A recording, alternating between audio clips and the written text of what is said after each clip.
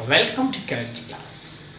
Today's topic is isoelectronic species. देखो आज हम लोग डिस्कस करेंगे isoelectronic species and their rating. isoelectronic species और उनकी त्रिज्याएं. यहाँ पे ध्यान देंगे क्या टॉपिक हमारा, ध्यान देंगे बेटा, isoelectronic species and their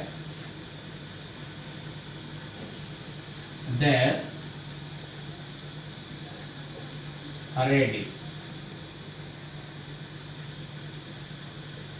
ध्यान देंगे आइसोइलेक्ट्रॉनिक स्पीसीज और रेडी, आप समझ रहे हैं, इसको हम लोग क्या कहते हैं, त्रिज्या. ठीक है, आइसोइलेक्ट्रॉनिक स्पीसीज और उनकी त्रिज्या. ध्यान देंगे, पहले हम लोग ध्यान दें, बहुत सारी चीजें आइसो में हम लोग पढ़े हैं. ठीक है, तो उसी से मैं आपको बताना चाहूंगा कि आइसो मतलब होता है सेम. ठीक है, जैसे आपने ऑलरेडी पढ़ रखा होगा, ध्यान देंगे, आइसोटोप्स पढ़ा होगा, आइसोबार पढ़ा होगा, आइसोटोनिक सॉल्यूशन पढ़ा होगा. अगर नहीं पढ़े हैं, ये नहीं पढ़े होंगे क्योंकि क्लास 12 का टॉपिक है, ये आप नहीं पढ़े होंगे, लेकिन ये आप आइसोटोप्स और आइसोबार तो ऑलरेडी पढ़ ही चुके हैं. तो आइसोटोप्स क्या होते हैं? आइसो मतलब होता है सेम, और यहाँ पे क्या हो, आइसोटोप्स मीन्स एटॉमिक नंबर. ये हो गया, यहाँ पे मतलब same atomic number species. Isobar, iso मतलब सेम और बार मीन्स वेट. तो ऐसे स्पीसीज जिनकी वेट क्या है, एटॉमिक वेट क्या हो, सेम हो, वो आप क्या कहलाते हैं, आइसोबार्स. तो इसी से कुछ मिलता जुलता हुआ जो है आइसोइलेक्ट्रॉनिक. ठीक है, अब देखिए यहाँ पे आइसोइलेक्ट्रॉनिक का अगर हम लोग डेफिनेशन निकालना चाहें तो यहाँ पे देखते हैं आइसोइलेक्ट्रॉनिक क्या होते हैं, ऐसे स्पीसीज जिसमें नंबर ऑफ इलेक्ट्रॉन क्या हो, same. The species which have same number of electrons are known as isoelectronic. ऐसे स्पीसीज जिसमें नंबर ऑफ इलेक्ट्रॉन्स क्या हो, सेम हो, क्या, नंबर ऑफ इलेक्ट्रॉन्स सेम हो, आइसोइलेक्ट्रॉनिक स्पीसीज कहलाते हैं. ध्यान देना, देखो यहाँ पे species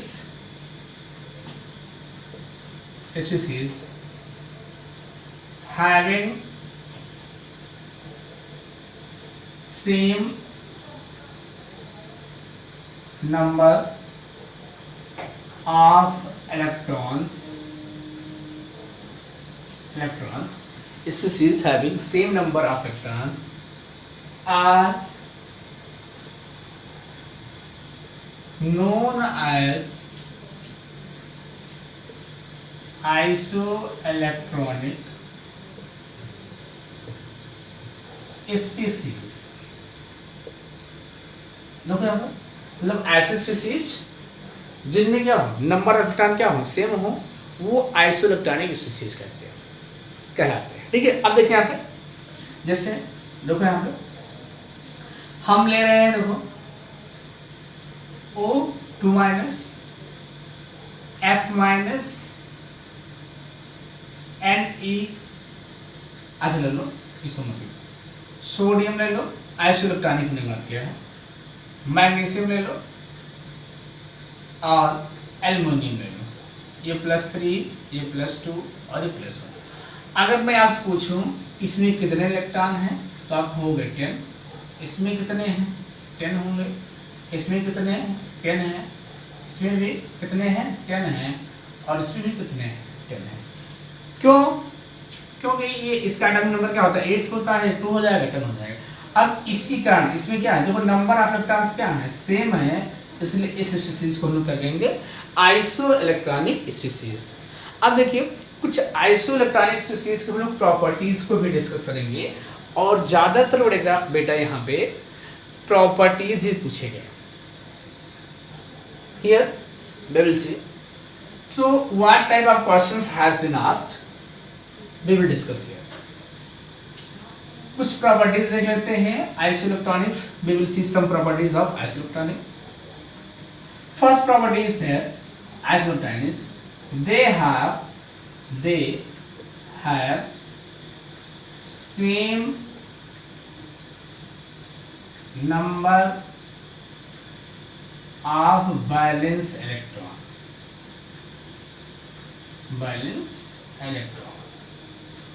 जैसे आप ध्यान दो बेटा, जैसे आप कहोगे कैसे, देखो ये हो गया, इसका इलेक्ट्रॉनिक कॉन्फ़िगरेशन करेंगे 2-8 होगा, इसका भी 2-8 होगा, इसका भी 2-8 होगा, इसका भी 2-8 होगा और इसका भी 2-8. देखो देखो ये K हो गया, ये L हो गया. तो देखो इसमें नंबर ऑफ क्या है, they have same number of valence electron. तो इसमें नंबर ऑफ वैलेंस इलेक्ट्रॉन क्या है, सेम है. ठीक है. पूरा दूसरा पॉइंट हम लोग देखते हैं, क्या देखते हैं यहाँ पे, they have same valency. Isoelectronic में बात कर रहा हूँ.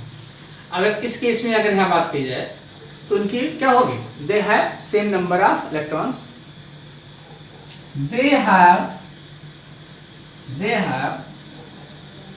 Same number of atoms, same number of atoms और आयंस कर दो, सेम नंबर ऑफ आयंस. देखो इसमें एक आयन है, इसमें क्या है, देखो यहाँ पे एक आयन है, ये भी एक है, एक ही है, ये भी एक है. ठीक है. दूसरा पॉइंट हो गया. तीसरा पॉइंट हम लोग देखते हैं, ध्यान देंगे. तीसरे पॉइंट को अगर हम देखें, ठीक है, तो तीसरा पॉइंट हमको क्या मिल रहा है बेटा, what points we get here. Third point is that they have atomic structure, they have same atomic structure. ठीक है. तो ये बहुत कॉमन पॉइंट हो गया किसके लिए, आइसोइलेक्ट्रॉनिक स्पीशीज के लिए. अब हम लोग यहाँ पे देखते हैं, देखो यहाँ क्वेश्चन पूछा आता है कि जैसे ये आयन दे देगा, ध्यान देंगे, जैसे ये आयन दे दिया और इसमें पूछता है अरेंज देम इन इंक्रीजिंग और decreasing order of their ionic radius. ध्यान देना, जैसे ये आयन दे देगा, ये आयन दिया गया है आपको, पूछेगा arrange them in increasing order of their ionic radius. Increasing order पूछ रहा है, इंक्रीजिंग ऑर्डर पूछ रहा है. अब ध्यान दीजिएगा कैसे इसको फाइंड करेंगे. ध्यान देंगे, जो आयनिक रेडियस होता है, ध्यान देंगे बेटा, ionic radius is inversely proportional to positive charge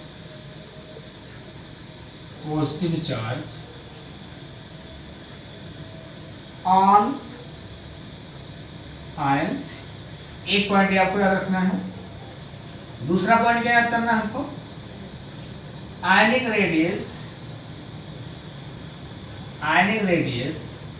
is directly proportional to negative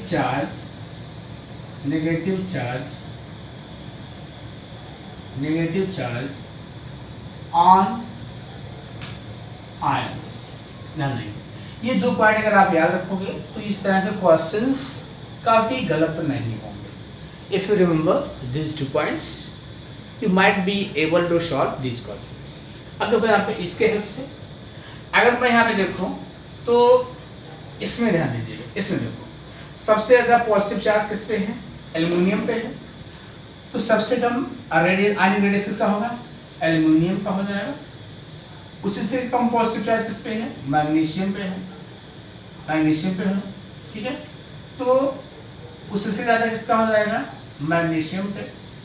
ध्यान दें, उससे कम चार्ज किस पे है, पॉजिटिव चार्ज किस पे है, उससे कम पॉजिटिव चार्ज क्या है, सोडियम आयन पे है.